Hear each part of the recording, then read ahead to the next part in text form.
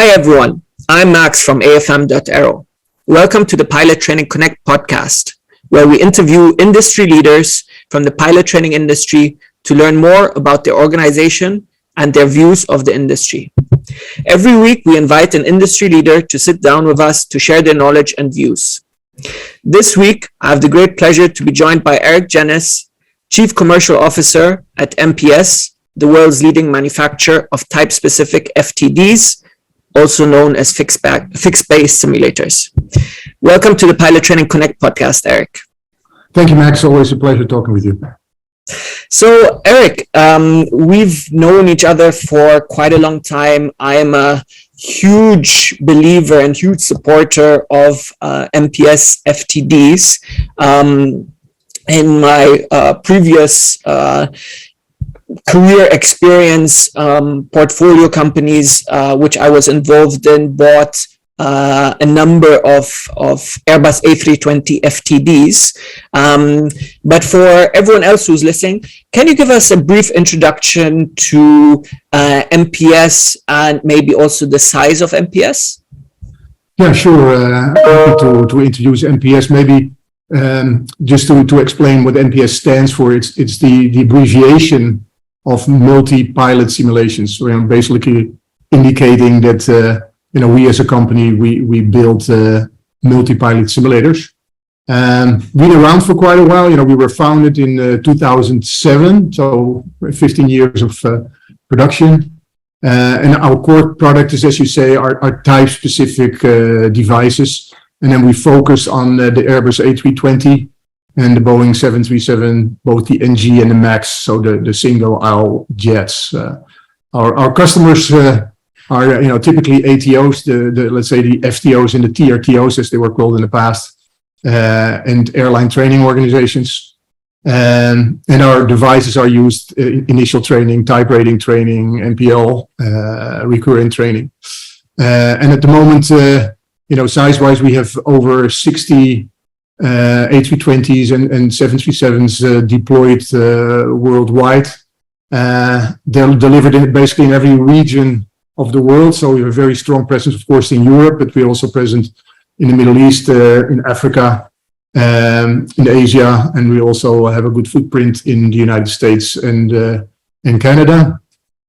We have a great team of dedicated aviation professionals spread between our factory in the Netherlands, where we do the assembly and the software development, and Germany, where we do the electronic, the panels. And we're also an active contributor to the global dialogue on aviation safety. Our CEO, Philip Adrian, chairs a number of working groups from EASA and is specifically focused on UPRT and the new proposed amendment from EASA, the one upcoming. Fantastic. That's really fantastic. And what I always find really unique about MPS is that MPS is, I believe, one of the few, if not only, manufacturers which is really specialized and just focused on one specific segment, one specific type of device. So which is really like the three aircraft types that you've mentioned, and then really kind of your fixed-based simulators, be it FTDs or even lower level. A lot of people in the industry are using this term FTD, and I hear it all the time, but I hear it for different simulators. Can you just share what an MPS's definition is in FTD? Yeah, of course, we follow the regulatory protocols. So, an FTD1 is defined as a simulator with having at least one system working according to the aircraft. So that's a very vague definition, I would say. FTD2 says that all systems has to be working according to the aircraft. So especially, since the FTD1 is not so clearly defined, sometimes people are using the term quite loosely. But when we talk about an FTD, we talk about a type-specific device which is certifiable by EASA or FAA, as an FTD1 or an FTD2 or an FAA level 5, 6, 7. Okay. And I also know that especially the fixed base simulators from MPS are also relatively unique, because I think you're one of the few simulator manufacturers, specifically in that segment, which also manufactures and deploys FTDs, which with the data package. Because I know there's a lot of options out there for training organizations to buy, let's call it an Airbus A320 a cockpit simulator, fixed base simulator, but which doesn't come with the data package. Can you just kindly share with everyone more around what that kind of unique point and offering is that you have at MPS? Yeah, we strongly believe that you need a very close cooperation with the OEMs to get the actual flight model, flight data, to make a high fidelity simulator. And of course, I can understand that sometimes the price of these data packages might push people in another direction, but to avoid negative training and to make sure that your device is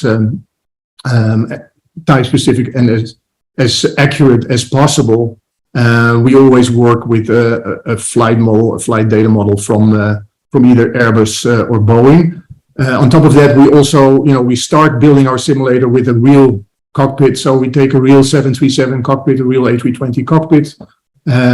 Some of the parts inside are refurbished. So we have a real throttle quadrant, real chairs, completely refurbished, so good as new. But we like the fact that everything is, dimension-wise, but also the feeling, the touch, when you touch the knobs, everything is exactly as per aircraft. Yeah. Is that, I think that is also one of the key reasons as to why your devices are so popular with airline cadet programs as well, or with airlines kind of using them not only for their current pilots, but also for the pilots coming from different flight schools. I know in Europe there's this big push for the APS MCC program. So would you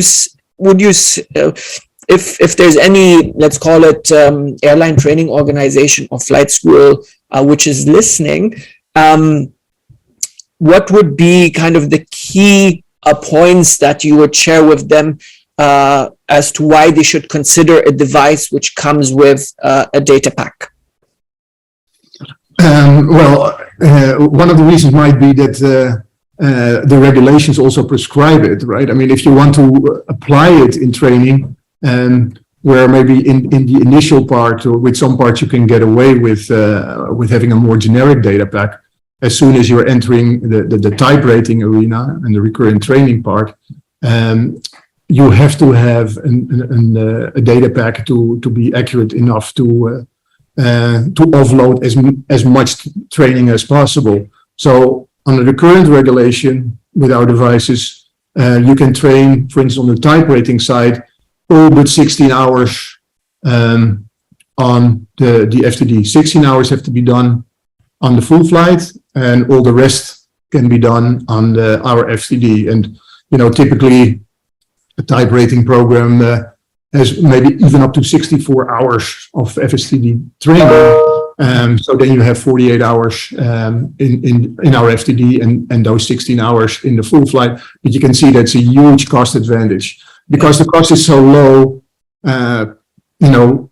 People tend to have more training, so you get a better quality training in total by using this type-specific device with a real Airbus or Boeing data pack. Yeah, I think, especially as we go into the next year and more airline cadet programs are being reactivated or are being implemented, I think we will see an increased interest and demand for such devices to kind of not only bridge the gap between the flight training side and the type rating side, but also to help lower the cost and add additional capacity. I know you also have some other pretty cool features for your devices, like, the instructorless training and such. Can you just give us a bit of an overview of maybe some of the unique features that an MPS device has? Yeah, great question. Our tagline, if you look at our logo, is smarter simulators. And so, we want to go above and beyond the requirements from the regulator, what an FTD1 or an FTD2 should, what it should look like. We add intelligence to the device so you can apply it even more in training. Instructorless training is an example. It's a functionality which we developed together with Ryanair. And basically, you can upload a lesson plan into the simulator. A crew goes into the simulator, types in a code, and then the lesson plan is uploaded into the FTD. The crew can, fly out the lesson plan, and then at the end of the session, they get a report how well they performed. And it's a very nice way to stay current and just to exercise on the device, without having anybody there. Just become more proficient in a certain part of the training. Yeah. Other examples, we also have a replay function in the FTD where you can replay the last 10 or 15 minutes of a training session. So it provides an immediate debrief tool for the instructor. You can show right away, you did something wrong. Let's play back 10 minutes and all the controls and everything will repeat exactly what happened in the last 10 minutes for an immediate debrief. Yeah. If you want to take that one step further, we even have a refly. So we can actually refly actual flight data. So if there is let's say a certain event, which an airline says, okay, we want to have a look at this event and, train around this event, we can actually upload actual flight data and refly it. And so we keep adding to the intelligence of the simulator to make it smarter. We have, for instance, Byte, built-in test equipment for maintenance training. But we also have partnerships. We have partnerships for ATC to provide ATC functionality, artificial intelligence, where we provide grading tools to make the device more intelligent in grading, so that the instructor gets support in easy and accurate grading. So a bunch of examples where we make the device smarter. Also, this year we did a redesign of our sim, so we completely redesigned our instructor cabin. We made it more integrated, easier maintenance access on the backside of the instructor cabin, integrated stairs for the projector maintenance. So we keep innovating and improving on our simulators. That is absolutely fantastic to hear. And if I'm not mistaken, and please correct me if I'm wrong, I think this is also one of the main reasons why, at least when I look at it from the outside, the majority of the MPS customers, after they've purchased their first FTD, as soon as that is full or as soon as they have a requirement, usually they implement it so well into their operations, into their training system. They see the financial benefits that then they go and they order the next one. Is that, would you say one of the key reasons is because of this innovation, because of this cost savings, or would you say because maybe there's not many alternatives out there? What would you say is the main reason? I think a big reason, of course, is that our customers tend to be quite happy with devices, but also with the customer service we provide. We provide like 24/7 customer service, and we try to have the highest possible uptime. A great example of what you just said is I think Ryanair. We just ordered their 10th FTD with us, and last time we were meeting, they told us that all the devices are running above 68% of the time. So roughly what is that? 16 hours a day. So if you just make a quick mental calculation, with I guess you save 100, 150 euros an hour on those devices. How many millions that is saving on training costs compared to using a full flight? It's just tremendous. Yeah, this is also something for everyone listening. This is why I'm a big believer in these MPS FTDs, because I'm not a pilot. I really cannot comment on the quality of the training or the effectiveness of the training. But from a financial aspect, I've seen it firsthand, the impact such a device can have on an organization, the positive impact on the financial side and on the capacity side as well. So Erik, I know MPS has navigated the pandemic quite well. Biggest crisis in this industry's history. Tell us a bit about what are the recent developments at MPS. What are you excited about? What can be shared? Yeah, I mean, of course, as you said, business this year was a bit lopsided. Coming out of the pandemic, we saw that towards the middle of the year things picking up again. So very happy to sign up again this year a number of airlines and ATOs moving into some new markets like South America. And we see that our MAX is very popular, especially, of course, after the return to service. So we have some orders there, A320 as well. We're also now entering into the midlife update market since we've been around for quite a while. You can imagine that people who've been running our simulator for 10 years intensively, they like to be sure that it's going to run for another 10 years. So we're doing quite a bit of midlife updates. Oh, that's fantastic to hear. And maybe on those lines, very interesting to hear you say kind of the second half of the year is, starting to get much better. What are the kind of key trends that you're seeing in the simulator training segment of the industry? Yeah, well, not only me. I just read the report you forwarded to me, the Airbus reports, estimating 80 new pilots required every day. That's quite a challenge ahead of everybody. There's huge demand for not only pilots but also instructors. It's a bit different, of course, per market. United States, aging workforce with mandatory retirement, fewer pilots exiting the military. For some people, the cost of training is a barrier to entry. In China and India, we have this burgeoning middle class. They all want to fly. So it's a bit different per market, but that's clear. There's lots of training required. But I think over time there will be more and more focus on being cost effective, having high quality, and being sustainable. Yeah. And one of the I would say one of the key things I'm seeing going forward is that the case for blended learning is becoming stronger and stronger. So there will be more offloading of full flight simulators into in FTDs, more offloading from FTDs into lower level devices.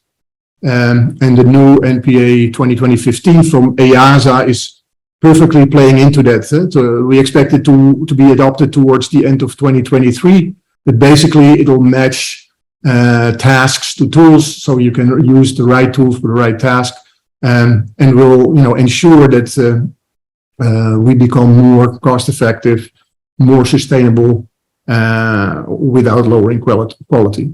Yeah, I think this is what we're seeing on our side as well. The cost of pilot training is continuously going up.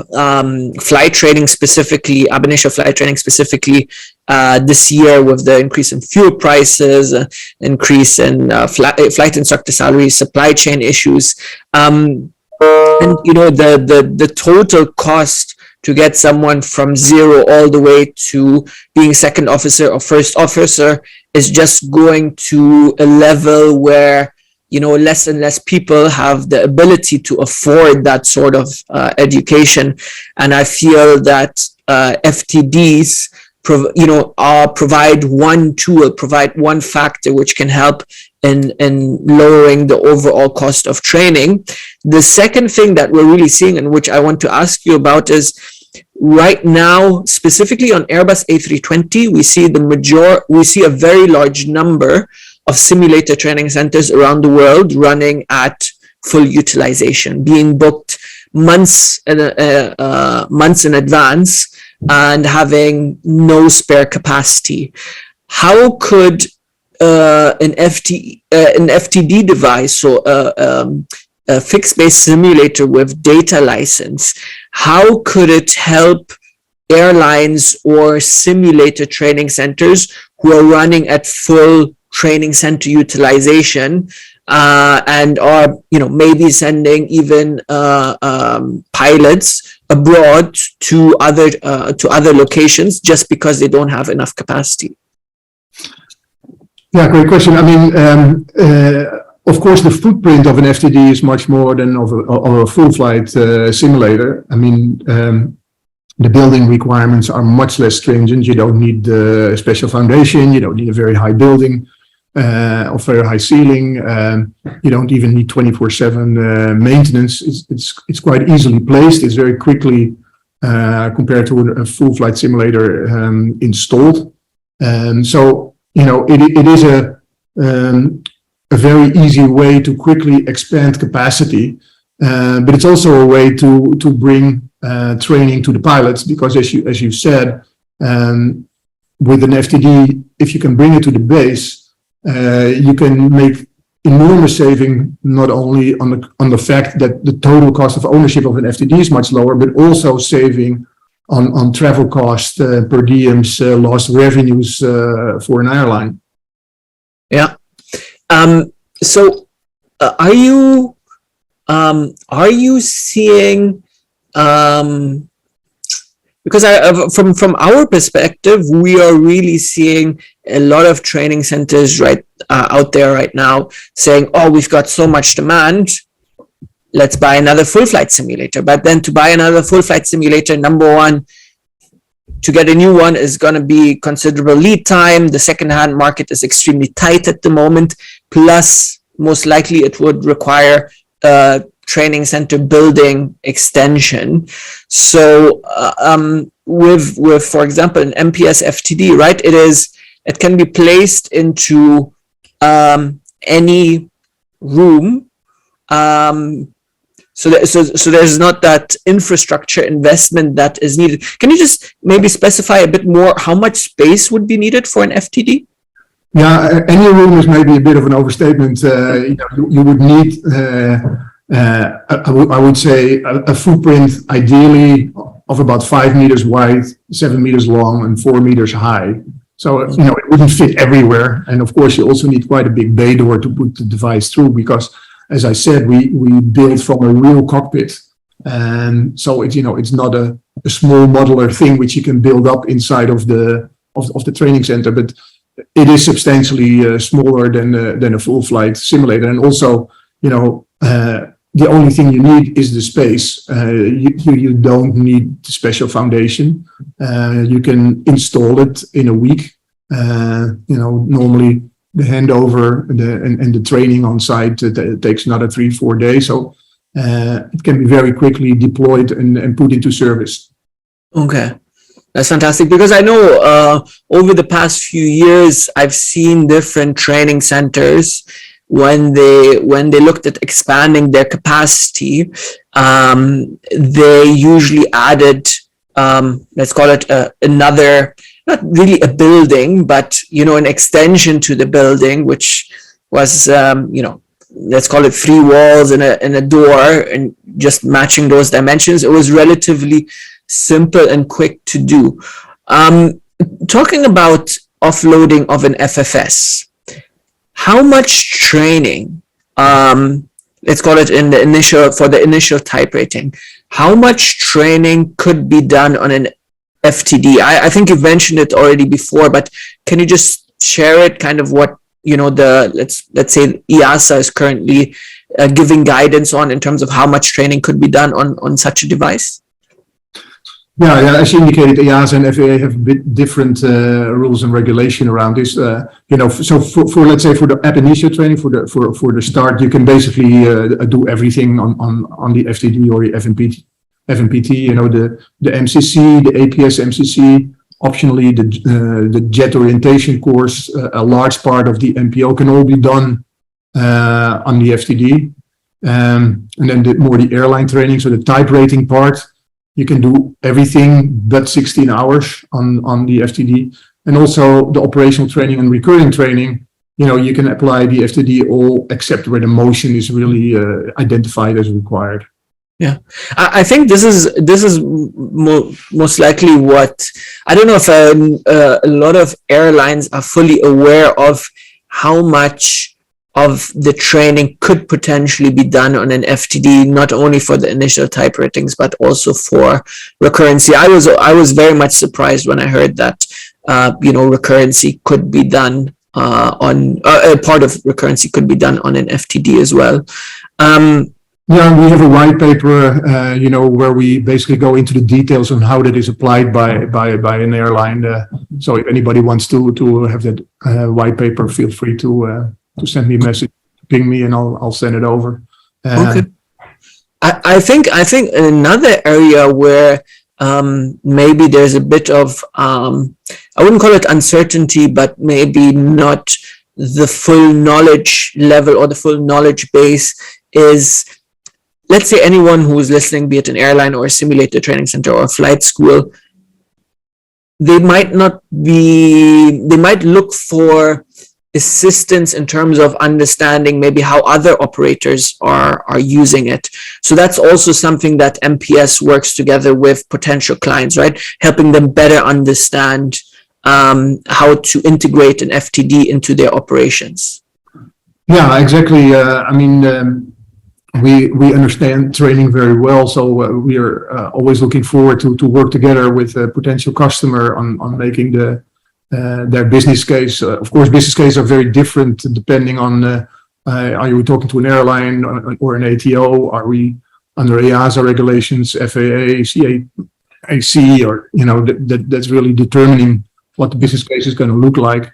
But it's clear, if you lower your total cost of ownership, then you can very quickly build a convincing business case. If you bring the training to the pilot, if you save on travel, if you minimize downtime, you're going to make a very strong business case, and we're very happy to help with that. Okay, that's fantastic to hear. Switching gears slightly,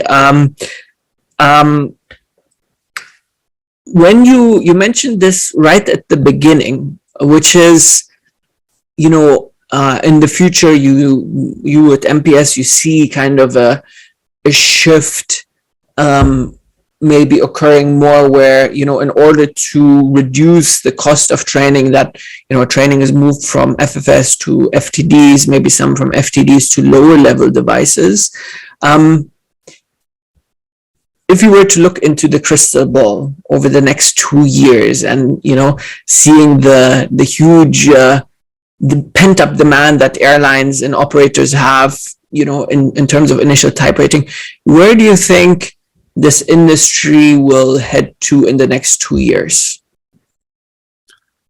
I think that in general, the realization of the value of FTDs and lower level devices is really starting to take hold in the whole training industry. So I definitely expect a shift from FFS only to the blended learning environment. Especially also, one of the things I hope is that OEMs like Boeing and Airbus also see the importance of that shift towards lower level devices. And, I think one of the roles they are playing is making sure that the data package stays affordable, especially for the ATOs, because they are the lifeline. Like the pilots have to come from the ATOs, and they're quite price sensitive. Yeah. So in general, I think for us, there's a bright future ahead, because I think that we, with our devices, are right in the sweet spot of the market and the current developments there in terms of offloading training on FTDs and lower level devices. Oh, that's really fantastic to hear. Erik, is there anything else you would like to share with anyone who might be listening? No, I really appreciate this opportunity, Max, for introducing a bit of of the background of our company. It's and again always a pleasure to talk to you, and also make use of the vast knowledge of the training industry you have, and which you share with us all on a weekly basis. So thanks for that, and thanks for the opportunity again. Perfect. Yeah, thank you, Erik, really for sharing your insights with us today. Anyone who's listening, if you want to learn more about MPS, please check out their website, www.mps.aero, or connect with Erik on LinkedIn, or follow MPS on LinkedIn as well. I believe they're one of the most followed fixed base simulator manufacturers in the world on LinkedIn as well, posting great content. Erik, final question from my side. Actually, this has just come to my mind.